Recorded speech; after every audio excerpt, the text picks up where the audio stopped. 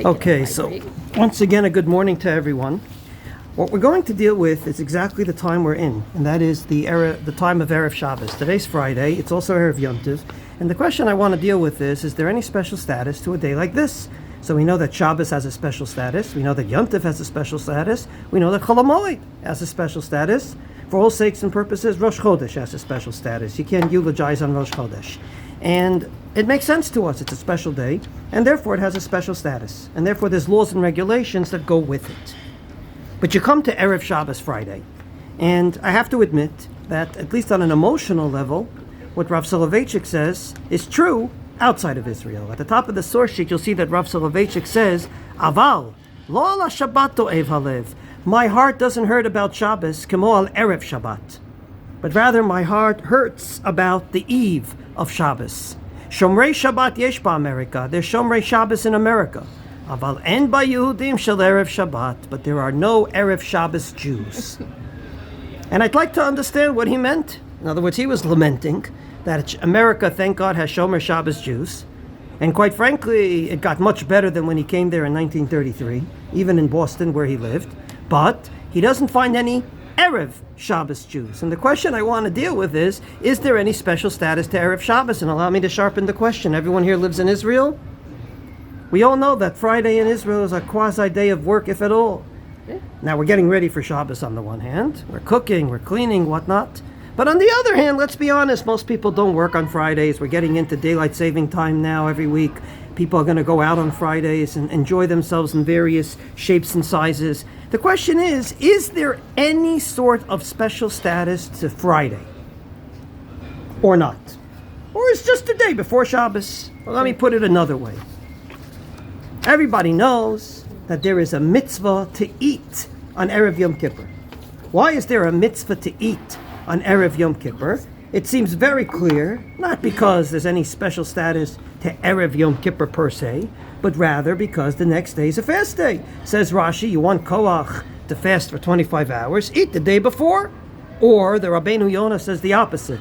Theoretically, we should have had a festive meal on Yom Kippur because it happens to be a holiday. What are you going to do? God set the fast, so we have to have the special meal the day before. Whatever it is, the special status comes from the day after.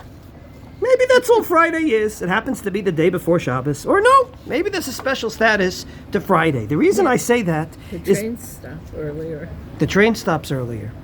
Not only does the train stop earlier, I want to sharpen the question by saying that in Havdalah, that we're going to say after Shabbos, we're going to say on the left side of the page, Amavdil ben Kodesh l'chol ben, or l'chol shech ben Yisrael, goyim, or la'amim as we say it, ben yom hashvi'i l'sheshet yemei ha'ma'aseh, between the seventh day and the rest of the 6 days of the week. In the Torah, as well as in the Havdalah, there's 6 days and then there's Shabbos. There's no such thing as 5 days, Friday, and then Shabbos.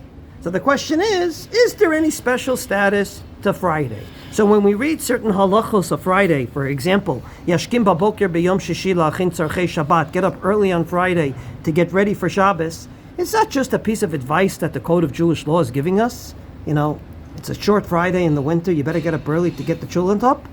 Or no, it actually is something that has significance inherent in it of itself. When the Mishnah Berurah says it's better to do your shopping on Friday than Thursday, and I quote, you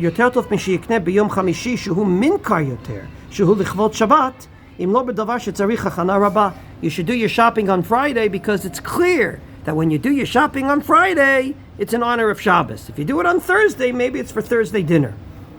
Or the Shulchan Aruch that says, if you do any malacha on Erev Shabbos, today, afternoon, Friday, from around the time 4:30 and onwards, you won't see any blessing in anything you do. So my question is a very simple one. Is there a special status to Friday, or is it just the day before? Okay, I'll put it another way. There are certain prayers during the year that are the prayers before. Does everybody remember Mincha on Yom Kippur? Mincha on Yom Kippur does not have a very good rap. When Gabayim try to get a chazan for Mincha on Yom Kippur, they have a hard time. Not because it's at 1 o'clock, usually it isn't. It's usually right before Ne'ilah. It's the prayer before the big thing. It's the prayer before Ne'ilah. that doesn't have a good rap within the Jewish people. So maybe Friday's just the day before, that's all it is. Or maybe it has inherent importance in and of itself. So where do we go to this? The primary source we go to is a sugya not about any Friday, but a Friday that was a fast day. This year we had such a day. Do you remember? Asara B'Tevet can come out in our calendar on Friday. But before we had a calendar, even Tisha B'Av can come out on Friday. So the Gemara in Eruvin is talking about a Tisha B'Av that came out on Friday. So Thursday night they sat on the floor and they read Eicha. And Friday morning they sat on the floor and they said keynote. And it's Friday. And it's Erev Shabbos. And in a few hours, you're going to break your fast by making Kiddush. Wow. So here we are. Chaliyot Tisha B'Av Be'erev Shabbat. What do you do? Look on the left side of the page. Right before Shabbos, says Rabbi Akiva, Mivi'in lo kebeitza ve'ochel, you take a little bit to eat, kedei shelo yikanes l'Shabbat keshe'u me'uneh. So you don't go into Shabbos by being in a state of fasting. Tanya, a Braita, Amar Rabbi Yehuda, said Rabbi Yehuda, Pamachata yinu yoshvim lifnei Rabbi Akiva. Indeed, it was a Friday, it was a Tisha B'Av. Friday afternoon, we're sitting by Rabbi Akiva. You know, Tisha B'Av, you can't learn Torah. So what did they do before Rabbi Akiva? I guess they were talking politics. They were talking about Bibi Netanyahu, Yair Lapid, Gantz. They're talking.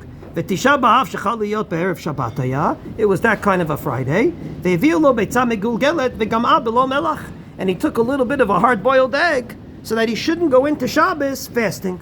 That was what Rabbi Akiva did. But if you look on the right side of the page, Rabbi Yossi Omer, no, mitanel mashlim. You finish the fast. Friday night, you're going to break your fast by making Kiddush. And indeed, the Gemara comes to the conclusion, halacha, very rare that the Gemara says these words, halacha, the halacha is mitanin umashlimin. You fast on Friday and you finish the fast. So if you remember Asara B'Tevet that came out on Friday, we finished the fast all day. Thank God in Israel and the Northern Hemisphere it's a short day. Outside of Israel and Australia, it's the longest fast, but in Israel we had it easy. They finished the fast, and then we finished the fast by making Kiddush Friday night. In the Rishonim, there are not one, not two, but three opinions. How do we paskin? Even though the Gemara seemed to be very clear, right? We finished the fast. Halacha, mitanin, umashlimin. You not only fast, you finish the fast till nightfall. But there happens to be three opinions. On the right side of the page, the Rambam and the Shulchan Aruch paskin very clearly that if any of the fast days fall out on Friday, you finish the fast. Now, I just want to be clear that can never happen except for Asara B'Tevet in our modern calendar. That's the only fast that will come out on a Friday. We do have fast days that come out on Shabbos. So what do? Rule of the thumb. We push it. If it's a good fast day, like Tanit Esther, we push it back. If it's a bad fast day, like Tisha B'Av and Shiva Sabar Tammuz and Tzom Gedalia, we move it forward to Sunday, right? Mm-hmm. That's called a Tzom Nitche. If it becomes earlier, it's a Tzom Mukdam. Yeah. Tanit Bechorot this year, the fast of the firstborn was supposed to be on Shabbos. That's a good fast. We moved it to Thursday, back. But we try to stay away from Friday. But if a fast happens to fall out on Friday, the Rambam Paskins, you got to fast, exactly like the Gemara says, clear. It's not going to be any other opinion. Comes along Tosfot and says, you know what the Gemara really means? Mitanel mashlim, look in the middle column. Perush, im yirtzeh, lahashlim desharei. If you would like to finish the fast, you can. In other words, I give you permission to come into Shabbos fasting. But better that your Friday should not only be spent fasting. That's what he implies, that it's an option, but not an obligation. The Mordechai, who, as I mentioned yesterday, was killed al Kiddush Hashem, when his Rebbe, the Maharami Rutenberg, was taken into captivity, and his Chavrusa, the Rosh, ran away to Spain and became an Ashkenazic rabbi in a Sephardic community. So the Mordechai, Pamachat, tells us, Ira Yud B'Tevet, Yom Vav. Indeed, we said Asara B'Tevet can come out on a Friday. So it did. Ukesharatzari lalechet lebeit hakneset. And before Rabbeinu Yehuda went to shul, what did he do? Ta'ama tafshil. He ate from the Shabbos food a little bit. So you shouldn't come into Shabbos fasting. V'tema.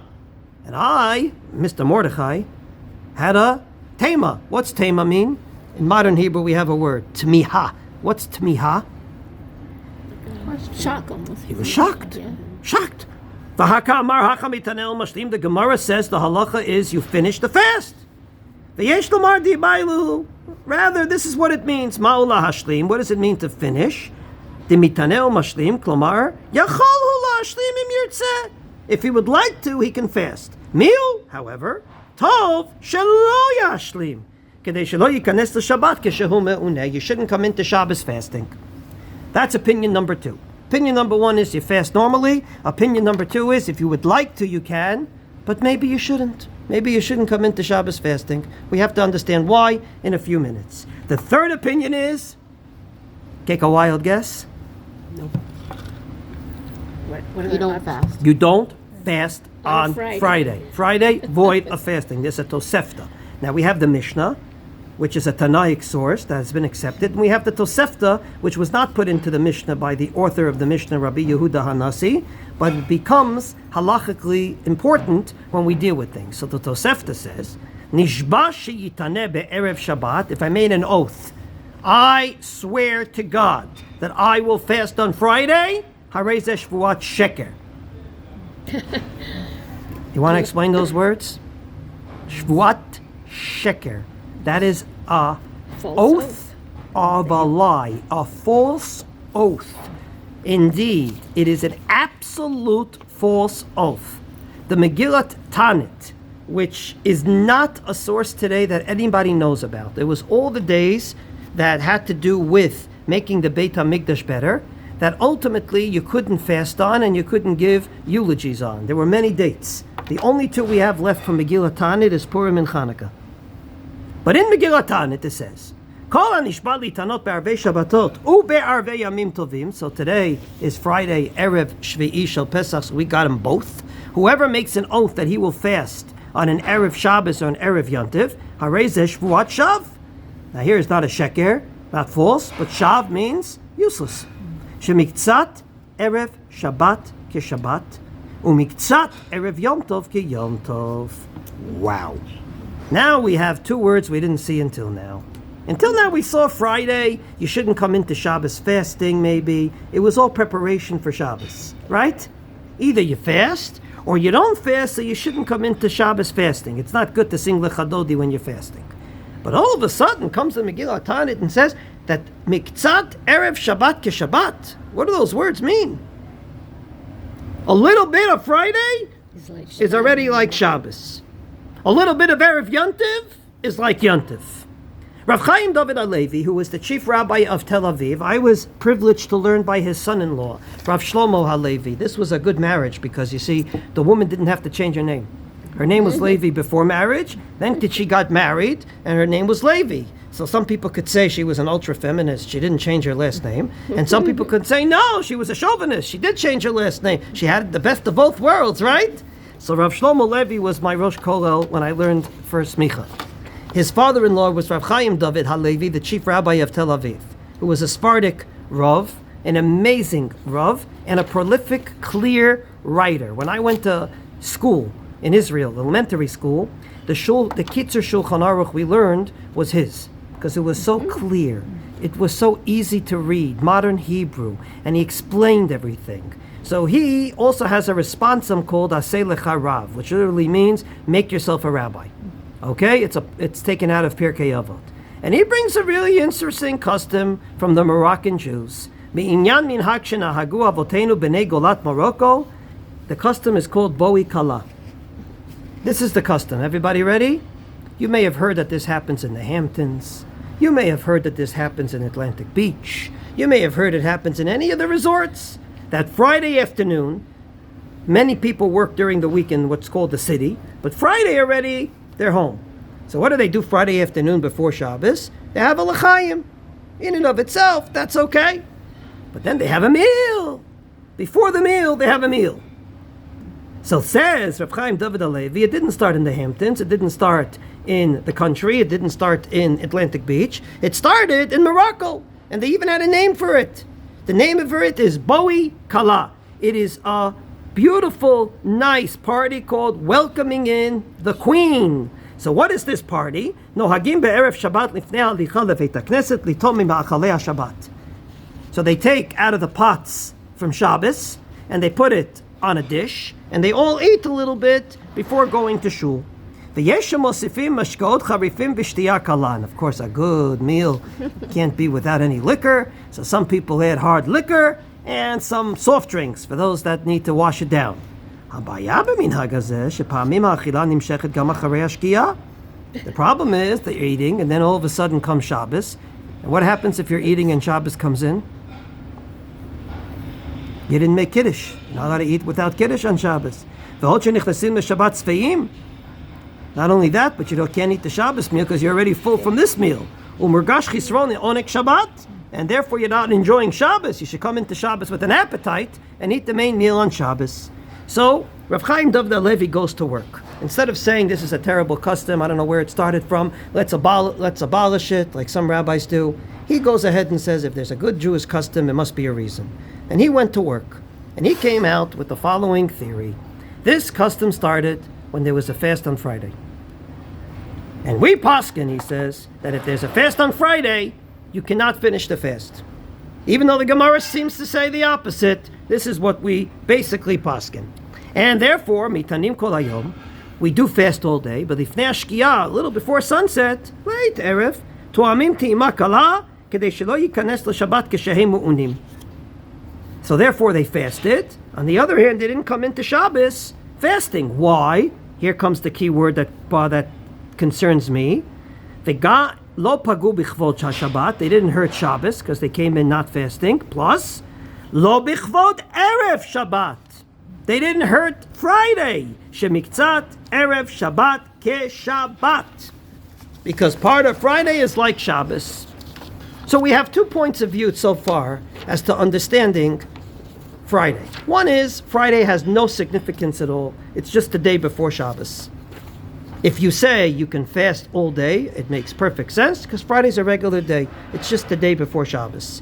Even if you say you're allowed to eat, it's not so much because it's Friday, but rather because we don't want you to come into Shabbos fasting. It's going to hurt you singing Shalom Aleichem, Eshet Chayil, Lechadodi, having a nice Karblach davening. That's why, but not because Friday has any significance. But all of a sudden we saw a Tosefta, Megillat Tanit, and a custom of Moroccan Jews that came along and said, no, Friday is a Miktzat Shabbat. Friday is a little bit of Shabbos. Now let's go through a little ride.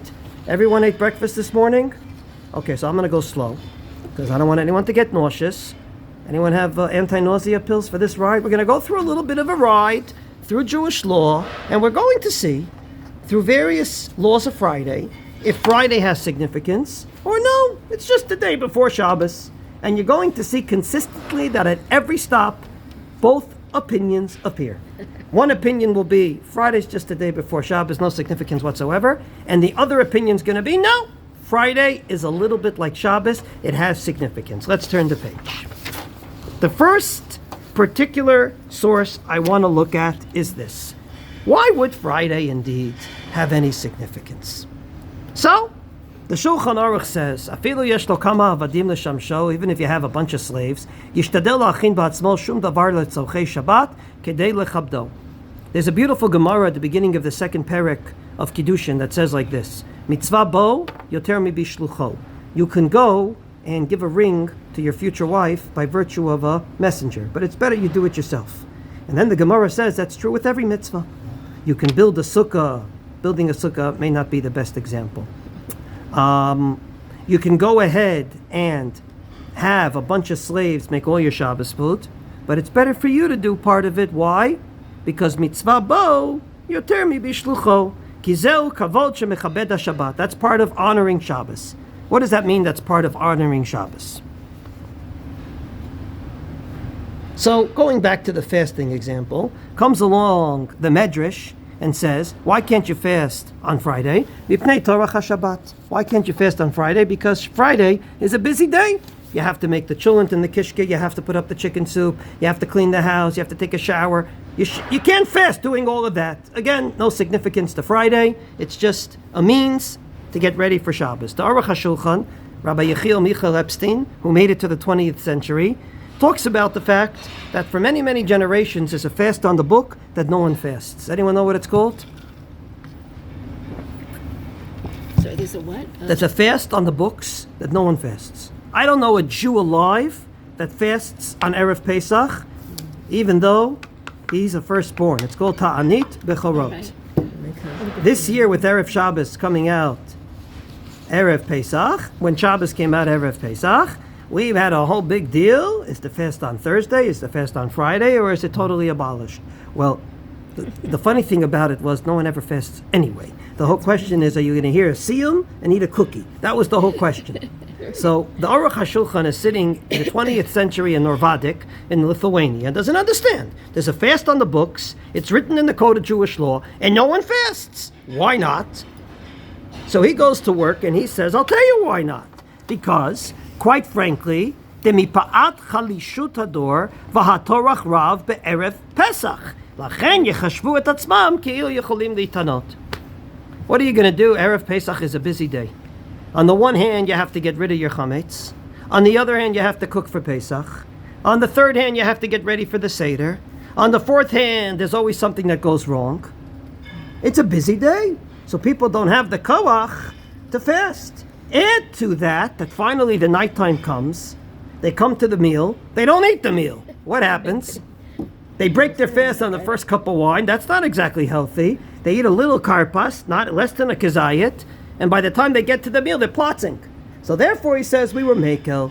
Taking that example, why would someone say you can't fast on Erev Shabbos? Very simply, because it hurts either the preparations of Shabbos or the Friday night meal, but nothing to do with Friday. But then we get to the Orach Chaim HaKadosh. He wasn't called the Orach Chaim HaKadosh on the left side for any reason. Then he was a very holy Jew. He was a very holy Jew, and he wrote a perush on the Chumash. And he tries to understand a term that we all use, Shomer Shabbos. What does Shomer Shabbos mean? So like to guard. To guard Shabbos. So we always thought, I'm sure you always thought, your teacher taught you in kindergarten, or someone told you, Shomer Shabbos is a Jew that doesn't put on the lights on Shabbos. Or Shomer Shabbos is a Jew that doesn't drive on Shabbos, right? That's Shomer Shabbos. Comes along the Orach Chaim and says that's not what it means. Al derech amro va'aviv shamar et hadavar. Remember when Yosef had the dreams? You remember? And he said, I see stars, and I see them all bowing down to me. And his father berates him and says, what are you saying? We're going to bow down to you? The brother started to hate him even more. And then it says, Va'aviv shamar et hadavar. The father guarded the thing. What is the thing? Perush, mamtin, umitzapeh, matai, yavo. He was waiting for it to happen. That I should be zoche, that my son Yosef should be a great king, and I have to bow down to him. He was waiting for it to happen. Very much like, as I said in the footnote, the word Leil Shimurim, the night of guarding. That's the night of Pesach, correct? Says Rashi there, Shaya Kadosh Baruch Hu shofmer umitzapelo lekayem avtachato. God was waiting hundreds of years to finally fulfill his promise to get the Jews out of servitude. He was waiting for the time. Based on this Orach Chaim, he says, HaKavanah b'zeh, l'tzavot, going back to the top of the page, Shelo yiyeh Shabbat kedavar torach, l'tzad miniyat melachat haratzon u'mitzoh hachefetz, el hatzrichin lismoach bo, b'shleimut haratzon. Shabbos shouldn't be an onus, but should be something you look forward to. Tamid yeh mamtino mitzapeh matay yavo. Based on that, what's Shomer Shabbos? Somebody waits for Shabbat. Someone who actually anticipates with joy the coming of Shabbos. I would like to suggest that we can look in Fridays on two different ways, two different perspectives. One perspective is Friday's the day before Shabbos. It has no inherent importance. It happens to be the day before. Therefore, there could be various laws and regulations, but it's all set to prepare for Shabbos. But maybe no. Maybe Friday is a day in which we take some of the day in which we dedicate it to getting close and looking forward to Shabbos. That's what it means, Miktzat Erev Shabbat Kishabbat. It doesn't mean it's Shabbos, you can put on the lights. It means that you look forward to a day of total sanctity. You look forward to a day in which you shut off your phones and you totally devote yourself to your family, to each other, and to God. That's what a Friday is. As a matter of fact, that probably will explain the following law. Skipping over Rashi and going to Reb Chaim Brisker. Reb Chaim Brisker was Rav Soloveitchik's grandfather. Rav Chaim Brisker says that in the Rambam brings the laws of lighting candles twice. He brings the laws of lighting Shabbos candles, and he says that's Kvod Shabbat. Then later on he says when you eat the meal by the Shabbos candles, it's Onik Shabbat. It's enjoying Shabbos. So which one is it? Enjoying Shabbos on Shabbos or Kvod Shabbat before Shabbos? I would like to suggest, as did Rav Chaim Brisker, that it's both.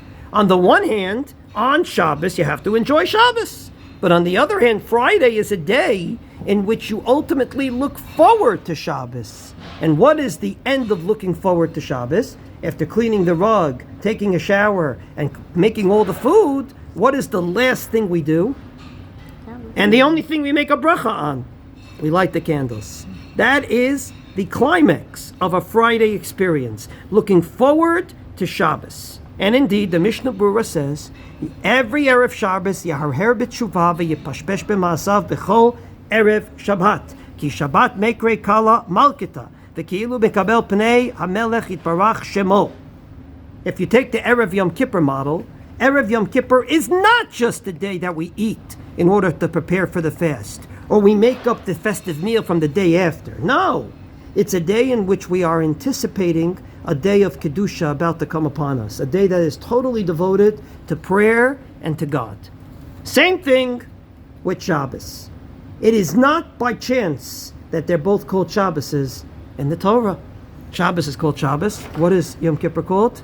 Shabbat, Shabbaton, the Shabbos of all Shabbases. So therefore the Mishnah Berurah says it's very appropriate on Erev Shabbos to start thinking, hey, maybe I did a few Averas this week, I can do better. And indeed, part of getting ready for Shabbos is to say, looking forward to the day coming. And therefore, the Shlah has a crazy idea that no one does, but he said it. The Shlah was a great Jew, also called HaKadosh, and he said, he wrote a book. It's interesting. All the Jews that wrote books that said this is the last book that has to be written didn't succeed. The Rambam wrote his Mishneh Torah, 14 books, and says all you need in your Jewish library is a Tanakh and my book. That's all you need. Because I've summed up the entire Mishnah and Gemara for you. He wasn't successful. As everybody knows, that didn't work. The Shlah did the same thing. He called this book Shnei Luchot Habrit. Thus his name Shlah. And he said, that's all you need. You need my books, my 2-volume books. It also didn't succeed. In that book, he wrote, Liot Muchanim L'tzorech Shabbat Melachot Kvedot Ad Chatzot Hayom. The physical preparation should finish by midday. Umi Chatzot Ba'elach, but from midday and on, let's say around 12:40 today, Yeh Ha'esech Hakol B'Kedushat HaShabbat. Just deal with the upcoming sanctity of Shabbos. So, we have two different ways to look at Erev Shabbos at Friday. Either it's the day before, that's it, or it's a day in which we anticipate the coming of a day of sanctity. Now let's go for that ride that I promised you. Number 1, the prohibition of melachot on Friday. On Friday, from around Mincha time, Mincha Ketana that is, today it's about 4:30 in the afternoon if I'm not mistaken, 4:20. It's better not to do malacha around 2 hours before Shabbos.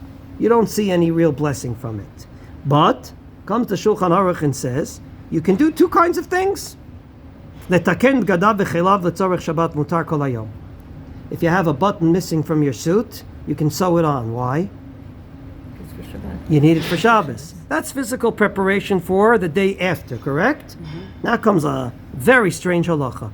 V'hu adin, and it's the same halacha. Lemi shekotev sfarim la'atzmo derech limudo. What does that mean? Writing books. Why would you write? Why would writing books prepare for Shabbos? Because you'll learn from them. You learn from them. Meaning, it has nothing to do with Shabbos per se. It has to do with Friday. Part of the Friday experience and to anticipate the sanctity about to come on. What better way to prepare for sanctity than what we're doing right now? We're learning Torah together, correct? That's the best way to prepare for sanctity. So even though it has nothing to do with the Saturday, the day after, you're going to write a book on Friday, my word of honor, it's not published before Shabbos. But writing the book happens to be something that helps you on a Friday anticipate the upcoming Shabbos, the upcoming day of sanctity. Ramification number 2, the limitations of eating on Fridays. Before looking at the sheet, If someone would tell you on Friday, don't fill up, what would you say? Why? So you'll enjoy the Shabbos. So you'll enjoy the Shabbos meals, right? So if you look over here, there's a machlokas in the Gemara if you're allowed to. We generally say you shouldn't fill up too much, but you can eat your regular meals on Friday. That's what the Shulchan Aruch paskins. So you can eat your regular breakfast and lunch, but you shouldn't make a big party on Erev Shabbos. Why? Very simply, the Shulchan Aruch is pretty consistent and says there's no inherent importance on Friday. The whole idea is to get ready for Shabbos. So how do you have an appetite on Friday night? Eat less on Friday. Very simple, right? Mishnah Berurah, in the name of the Rabbeinu Tam, says, Mitoch tirdat hasuda lo yitasku b'tzochei Shabbat. Maybe it has nothing to do with your stomach. It has to do with the other preparations. You'll sit by a meal and you'll talk and you'll schmooze. You know what the Jewish meals are like. Jewish meals are not so much eating as much as it's talking, right? By talking and talking and talking, you won't clean the rug and get ready for Shabbos. This was a big problem this year for anyone outside of Yerushalayim who had a Purim on Friday.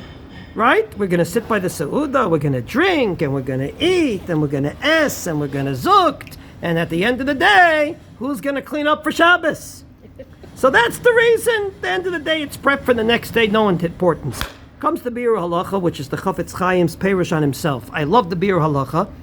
It's like the old Bill Cosby joke. I know Bill Cosby today is a controversial figure, but once upon a time, he was like the height of comedy. He once said, I had a biology test, and I learned for this test something terrible. I knew everything, so I tested myself on what I didn't know. So the Biur Halacha wrote a Perush on himself. The Chafetz Chaim wrote the Mishnah Berurah, and then he wrote a Perush on the Mishnah Berurah called the Biur Halacha, meaning he questioned himself. That's how honest he was. So he writes, Bapamag and the Pri Megadim Mitzadeh Che'enatam Mishum L'Te'avon. The reason you can't eat a big meal on Friday is not because you should have an appetite for Shabbos. Ela De'ikaratam B'pnei Shemizalzel B'zeh Kvod Shabbat. When is Kvod Shabbat, as I said? When do you do things in honor of Shabbos? Friday. On Friday. If you eat a big meal on Friday, you're Mizalzel in Kvod Shabbat. You'll say Erev Shabbat Shaveh B'zeh Liyamei Shabbat. Friday should be dedicated to looking forward to Shabbos, which is a day of eating and drinking. But if you do it on Friday, then it looks no different than Shabbos. But what is he in essence saying? He's in essence saying there is an importance to Friday, but it shouldn't be spent eating. It should be spent doing other things.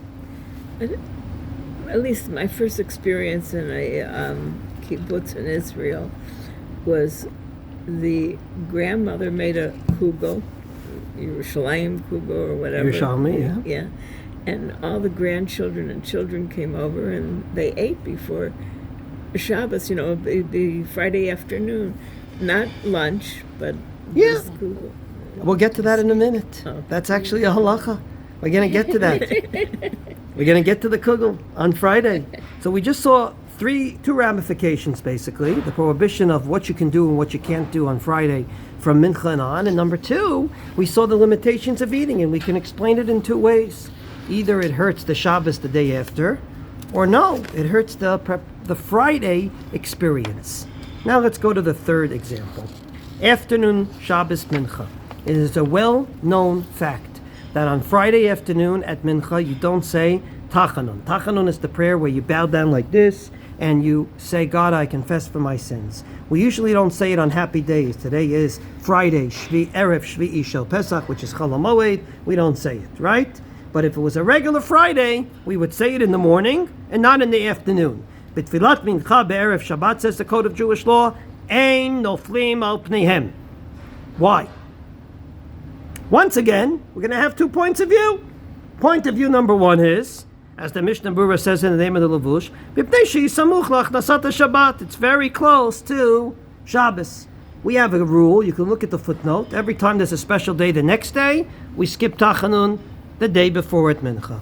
So if the next day is Rosh Chodesh, we skip Tachanun on Erev Rosh Chodesh by Mincha. If the next day is Shabbos. Purim, we skip it Atanit Esther by Mincha. Anytime, that's what we do. Next day is Yontif, we skip it.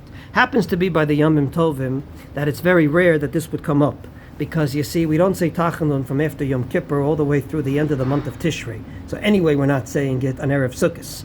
We don't say Tachanun the whole month of Nisan, so anyway, we're not saying it on Erev Pesach. And we don't say Tachanun from the beginning of the month of Sivan, so anyway, we're not saying it on Erev Shavuos, right? The only time it would come up would be maybe Erev Rosh Hashanah, but even there you don't say it by Shachris for some reason. And Erev Yom Kippur you don't say it by Shachris, so everyone should go home and eat fast, because the mitzvah is to eat. So it doesn't really come up by Yontiv, but it comes up during the year on Erev Rosh Chodesh, on Erev anything. Erev Tu B'Shvat, Erev Lag BaOmer. If there's a special day later, you don't say the Mincha before. Well, that basically goes with the point of view that there's no inherent importance to Friday. And, ladies, it's just you don't say Tachanun. But look at the Agur in the name of the Shibbolei Aleket. If there's a fast day on Friday, as we said there could be, like Asara B'Tevet, Ein Korin B'Sefer B'Mincha B'Erev Shabbos. You don't lane at Mincha as you usually do at a fast day. So Asara B'Teves came out on Friday, you don't lane. Pri Megadim says, V'hu adin mishochel pat achar chatzot, ein lo ma'ar naharot pavel ki'im shir hamalot. You ever look at the bencher where it says that we all sing shir hamalot on Shabbos before we bench? For some reason we don't say al naharot pavel during the week. I never found a good reason why, but quite frankly it's in there. Weekdayness, if I can take a term, is al naharot pavel. Shabbos and Yontiv is shir hamalot. Well, my dear friends, the Pri Megadim says Friday has inherent importance, because even Friday afternoon, when you eat lunch, if you happen to eat a pita or a piece of bread not on Pesach, or you eat matzah this afternoon, you will not, today's not a good example because it's Chol HaMoed, but if ultimately it was a regular Erev Shabbos, you would ultimately say Shir HaMalot, which means there's inherent importance to Friday.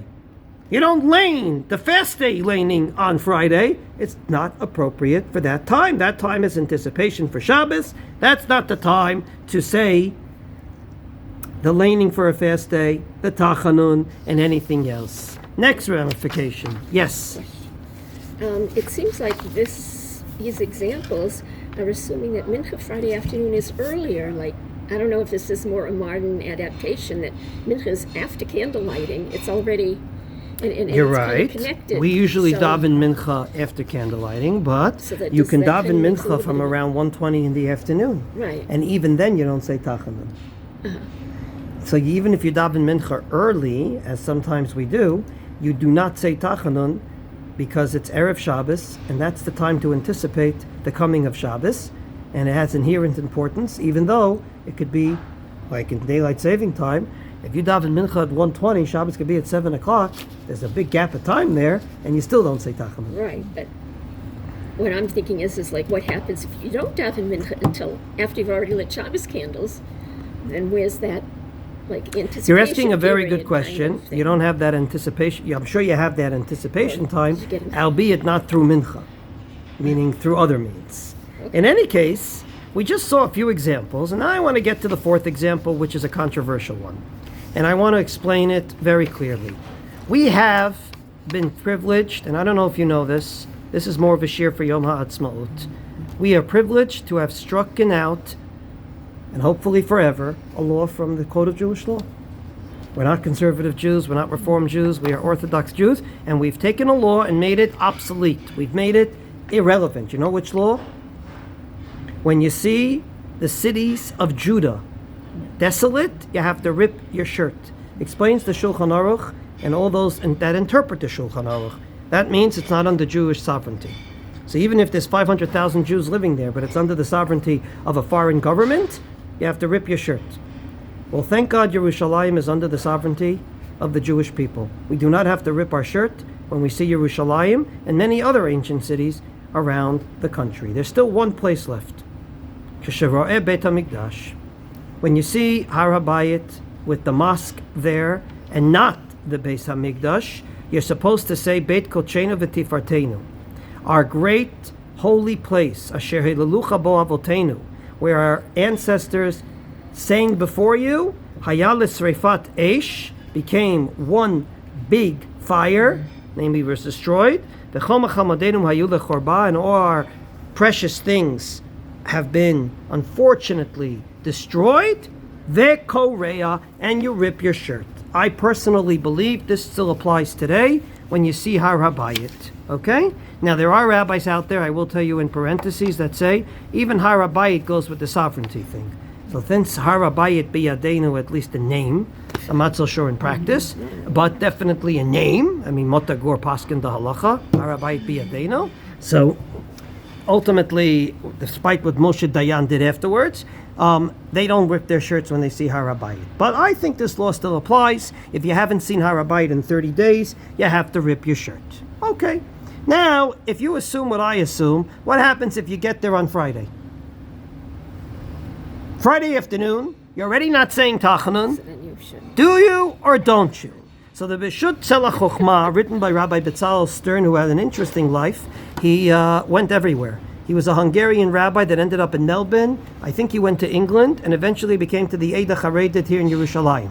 So he had a very interesting, multifaceted life. He writes in his responsum, Misefer Eretz Yisrael machloket chachmei Yerushalayim benogel le'erev Shabbat achar chatzotim chayavim likroa. So on a regular Friday, let's say next week, not Chol HaMoed, if you go to the Kotel and you see the Har HaBayit and you don't see the Beis HaMikdash there yet, do you rip your shirt? Comes along Rav Moshe Feinstein, who, as everybody here knows, died in 1986 in America. He was the posek of America, and it traumatized my childhood, and I'll explain why. In 1986, Tanis Esther, Rav Moshe Feinstein died. I was in 3rd grade. I came into school that day, and all the Rebbeim were very sad. You could see on their faces, and it wasn't because they were fasting.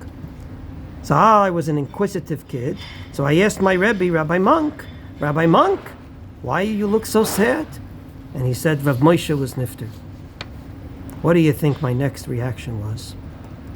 I'm 3rd grade, I remind you. Who's Rav Moshe? Too bad I didn't tell him. Last night, I went to a Buddhist temple. I bowed down to the statue. I think he wouldn't have yelled as loud. He banged on the table and said, Who's Rav Moshe? Who's Rav Moshe? Give me your lunchbox. I thought, oh my gosh, he's taking my lunch. So he takes my lunchbox. At those years, taking a lunchbox was already for kids. It was considered infantile. I didn't have a lunchbox, I had a lunch bag. Remember those brown bags he gave you kids with the sandwich? So he takes out the sandwich, takes out the orange, takes out the Hershey bar. Holds up the Hershey bar like it's the Kohen Gadol's tzitz over here. Says, you see this Hershey bar? He was from Hungary. You see this Hershey bar? You're only eating it because of Rav Moshe. And he leaves it at that. So you understand that after that experience, Yehoshua Grunstein had to learn everything about Rav Moshe that he could. So I tried, and I continue to try to learn everything I can about this great Jew, Rav Moshe Feinstein, who was not only a huge posek, huge Talmid Chacham, one of the most humble Jews that you can ever meet, as his name was. V'ha'ish Moshe anav me'od. I will give you the primary example of Rav Moshe being the most humblest Jew in the world. Everybody knows that we light candles 18 minutes before sunset, except for in Yerushalayim, right? So in the Lower East Side where Rav Moshe lived, they light candles 18 minutes before, but men don't accept Shabbos until you have to. So his wife lit candles. I think her name was Shifra, but it might be his daughter. I'm getting mixed up. He said, Good Shabbos, Shifra, or Rebbitzin, whatever he called her. And he got into the car to go to shul, which is 100% permissible within those 18 minutes. Some lady wrote to him, Rav Moshe, I didn't know you were a Sabbath violator. You go into the car after candle lighting time. I see you every week doing it. Instead of writing back to her, you ignoramus woman, what do you know? You got 18 minutes. He writes back, First of all, I give you credit for giving me reprimand. I deserve reprimand like every Jew. And then he explains why it's okay. And after explaining why he's okay for 5 paragraphs, at the end he says, but since this bothers you, I'm going to stop doing it. That's a humble Jew. That's Rav Moshe Feinstein. That is an amazing, amazing tshuva. Okay, you know how humble he was? He wrote a very large tshuva that no one I knew ever read about his blended whiskey kosher.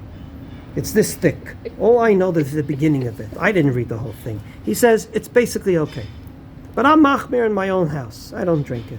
But when I go to a simcha, he says, and the Bala Simcha gives me a l'chaim, and I should drink a l'chaim with him, ka nahug, as is the custom, I drink a l'chaim with him. Why? Because basically it's mutter. Meaning I have my crazy chumras at home, but in public I'm like an every Jew. Why? I don't want to look like a haughty Jew.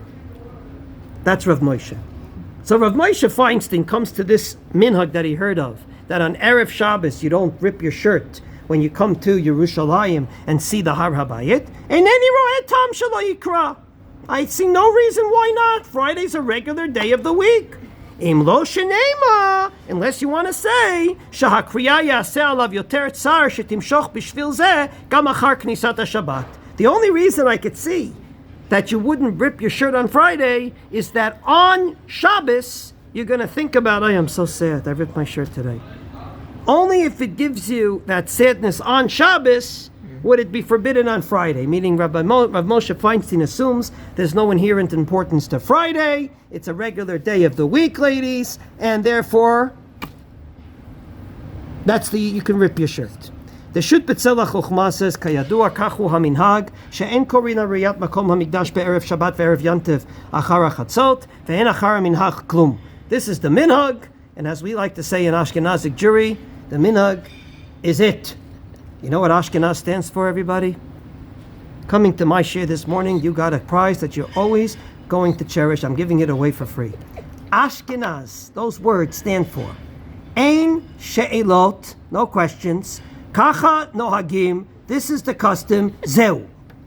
Rashi Tevot Ashkenaz. Ein she'elot, kacha nohagim, zeu. That's the way Ashkenazim do it. So the Shut B'Tzelach Chochma of B'Tzal Stern says, that's it, the minhag is, you don't rip your shirt. And you should know, in Yerushalayim, if you go to the Kotel on Friday and you rip your shirt, you are taking your life into your hands. There's going to be a bunch of people coming up to you and say, how dare you go against the minhag? Rav Moshe Feinstein knew this. Rav Moshe Feinstein, amongst his many amazing traits that I've already said, was very, very pedantic about Jewish customs. And he says that he heard that this is the custom. You can see in the small, he basically says, keep the custom. But Rav Moshe assumes there's no inherent importance to Friday. Rav B'Tzal Stern assumes there is. And therefore, if you come to the Kotel Friday afternoon, you don't rip your shirt. Why? Shemiktzat Erev Shabbat ke Shabbat. Just like you don't rip your shirt on Shabbos, you won't rip it on Friday. Same thing for Erev Yantiv. Next, as everybody knows, if you're a chiyuv, namely you're in the 11 months of mourning for a father or mother, you usually lead services except for on Shabbos. On Shabbos and Yantiv, the custom is not to, unless there's no one better. All the more so on Rosh Hashanah Yom Kippur, if you're the chazan, then maybe you can also lead services. But the custom is not to. That's what the Ramah says. Havilim omim kadish afilu b'Shabbos v'Yantiv, avalon agul yitpalel b'Shabbos v'Yantiv. You don't daven on Shabbos and Yantiv. Okay? What about on Friday? Mincha Friday, do you do it or not? So I always thought yes. When I was in the year of Avelis for my father, Zichrono Livracha, I was in some sort of a Shabbaton, and I was about to daven Mincha, and I said I'm a chiyuv, and someone told me, a Rosh Kollel, certain Jews, already Friday afternoon, don't daven.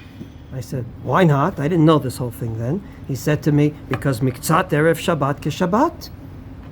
Well, Shabbos comes in, you don't have Google. After Shabbos, I call Rabbi Google. I go to work, and guess what? Yeah, there are three opinions. The Chavot Yair, Rav Yair Bachrach says, you daven Erev Shabbos, there's no inherent importance. It could be 18 minutes before Shabbos, before Shkia, you daven. The Taz says, you don't daven, but not because it's Erev Shabbos. Our custom is, an Avel doesn't daven, on any day, you don't say Tachanun. So he doesn't daven on Lag BaOmer. On Tu B'Shvat, he doesn't daven. No one will say Tu B'Shvat has inherent importance, except for eating dry fruit, right? So, ultimately, that's his reason. But you come to the Likutei Maharich. The Likutei Maharich was Rav Yisrael Chaim ben Yehuda Friedman. He lived in the 20th century. He was the rabbi of Polish communities, and ultimately wrote a great book about tefillah. And since I have this hobby to have a podcast about davening, I like to know books that were written on davening. So in his book on davening, he writes, Ayen Maharil Ilchot Smachot. We Jews are funny people. We don't like to call bad names to good things, or to good things to bad names. It's called Lashon Nikiyah. The Lubavitcher Rebbe apparently was very big on that. Did you meet the Lubavitcher Rebbe? What? Did you meet the Lubavitcher Rebbe? Did you tell me you met him? Mm-hmm. Yes. So, the Lubavitcher Rebbe told his Hasidim never to use bad words. You're going to talk to God. You can't use negative words, not just bad words, not just curse words, negative words. So we refuse to call a hospital a Beit Cholim. You know what he called it? A Beit Refuah, a house of medicine. Cute, right? Right? And he never said the guy dead. He never said the guy died. He never said he passed away. He said, this guy right now is in a state of hefech mehachayim. He's in a situation that's the opposite of life. You got to figure out what that means. What's the opposite of life? Death. Yeah, got it. Right? That's called Lashon Nikiyah. So we Jews, that's an ancient custom. We don't call it Hilchot Avelut, the laws of mourning, M-O-U-R-N-I-N-G. We call it Hilchot Smachot. Literally, happiness. It's not about Simchas Yantiv. It's about the laws of Avelos. And it says there, Ein Avel Yored Lifnei HaTeva Be'erev Shabbat B'Tfilat Mincha, V'chen B'chol Yom Sha'omrim Bo Halel, En Yored Lifnei HaTeva Afilu B'Mincha Shelifanav. What does the Likutei Maharich say? He doesn't say because it's a day we don't say Tachanun, but rather it's a day like a day we say Hallel.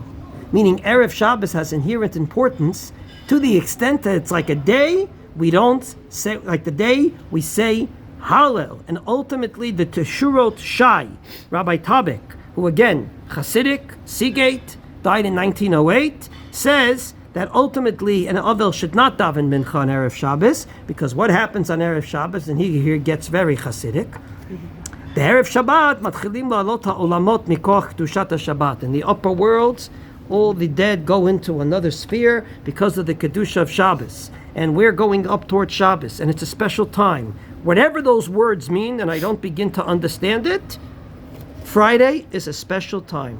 The way I explained it, we anticipate coming to Kedusha of Shabbos. And therefore, just to sum up what we said until now, number one, there's certain things you can't do on Friday afternoon, malacha.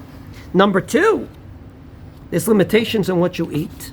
Number three, the benching changes from Al Naharot Bavel to Shir Hamalot.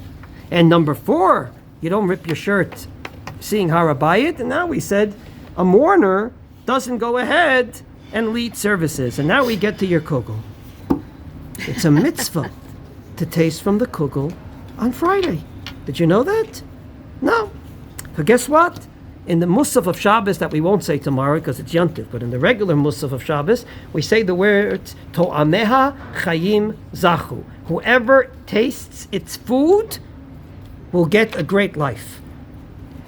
The various sources we have, these are not Tanaic sources, Amoraic sources, not from the Gemara, but the Machzor Vitri, the Shibbolei Haleket says, it means Kol hato'em tavshilo be'erev Shabbat ma'arichin lo yamav v'shnotav. You're supposed to taste the food of Shabbos on Friday. Why? Now, without looking at the sheet, tell me why would you think you have to taste the kugel on? Why did you have the custom of eating kugel on Friday?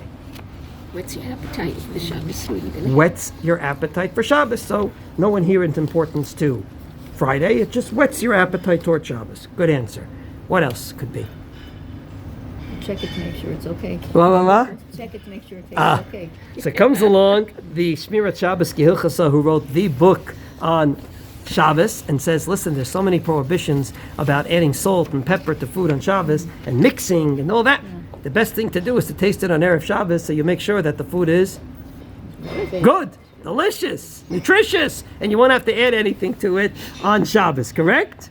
So it's, again, no inherent importance to Friday. It's just either to whet your appetite or to make sure it's good. If you need salt, pepper, whatever, you'll add it on Friday. Comes along the Sharat Tziyun in the name of the Shulchan Shlomo on the left side and says, Mashma, the etzem ha'te'imai mitzvah. No, tell you what, food can be delicious. It's perfect. You already tasted it. It's great. Friday afternoon, instead of just having a sandwich, better you take a little chicken soup. A little gefilte fish with grain. A little bit of the kugel that you're going to eat on Shabbos. Why? Etzem ha'te'imai mitzvah. Because Friday has inherent importance to it.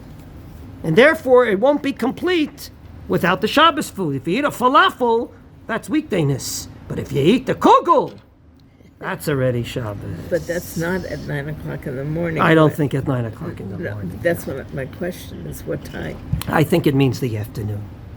So indeed, But if Shabbos is early, what is? right, so afternoon, also lunch, 12 o'clock, you eat a little bit of the Shabbos food. You taste a little, you don't have to have a big meal, you want to whet your appetite for Shabbos, but tasting the food is part of the anticipation towards Shabbos, which means Friday has inherent importance. Even if the food is perfect, it has salt and pepper and everything you need, you followed the recipe to the T.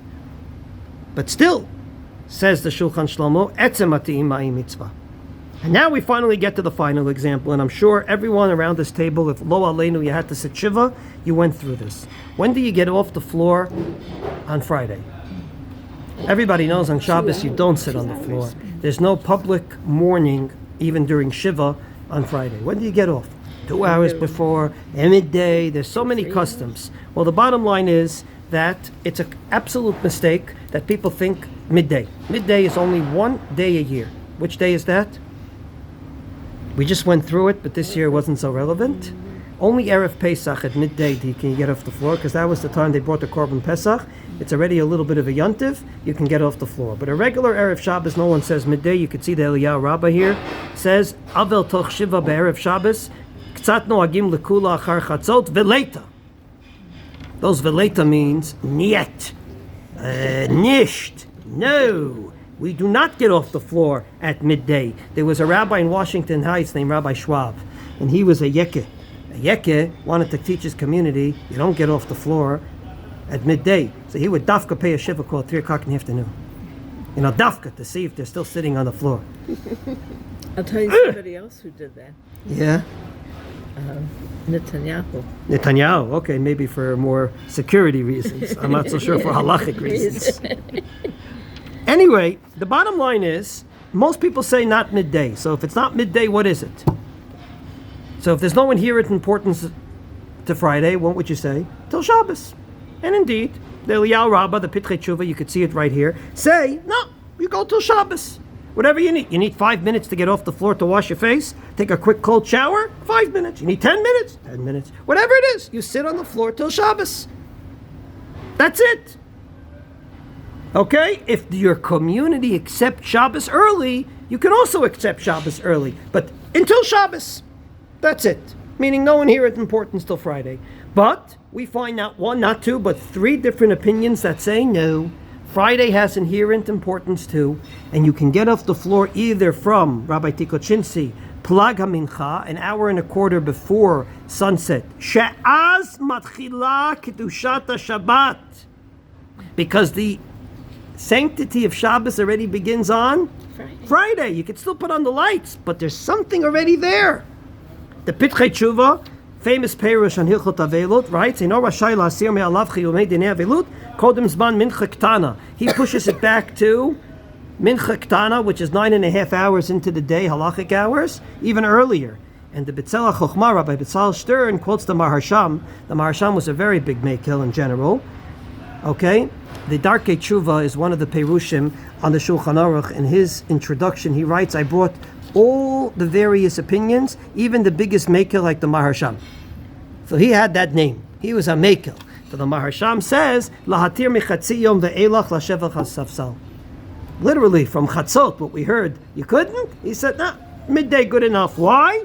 Rav Chaim Palaji says in the name of the Ari, the Kedushat Shabbat matchil misha'a shishit v'lamala. From midday, 12:40 today, we start the Kedusha of Shabbos. So we went through a little bit of a ride through Jewish law, and we saw various laws of Friday that we can explain in 2 ways. Either because Friday is nothing, it just happens to be the day before Shabbos, or no, it actually has inherent importance to it, and therefore we actually will go ahead and abolish public mourning. We will taste the food of Shabbos. We will not say Tachanun at Mincha. We will not let a mourner lead services. We'll say Shir Amalot and so many other things that we saw. Because Friday has inherent importance. What's the importance? Anticipating, coming toward Shabbos. And I end the way I began. What did Rav Soloveitchik say at the beginning of class? There's Shomrei Shabbos in America, but there aren't Erev Shabbos Jews. How did he define Erev Shabbos Jews? I will quote his words to you. He said that Erev Shabbos Jews, ha'holchim b'chavanat ha'neshama u'v'hamayat halev likrat Shabbat. They go with their whole soul and their hearts looking forward toward Shabbos. When you look forward toward Shabbos, you can't do it alone. You need to have a few helpers. What are the helpers? Eating the Shabbos food a little bit, already not saying tachanun, not ripping your shirt. All these things help you say, I am going with my entire soul and my body towards a holy day. So we saw two ways to look at Friday. So next Friday, God willing, which is not Chol HaMoed, you will have the challenge. Will it be a regular day? Or will you say, no, wait, there's inherent importance to this day. It's a day to look forward to, a day of sanctity. Okay.